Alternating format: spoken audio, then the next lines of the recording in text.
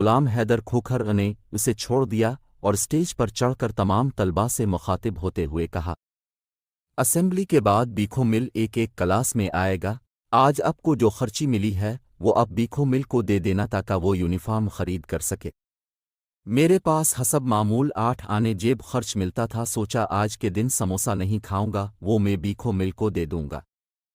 Class میں ابھی بیٹھے ہی تھے کہ کلاس کے ٹیچر استاد فقیر محمد حیات حسبان کلاس میں آ گئے۔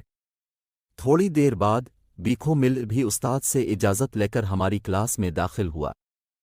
اس کے ہاتھ میں 1 روپے چند نوٹ اور کچھ سکے تھے جو شاید اس نے اپنی کلاس سے جمع کیے تھے۔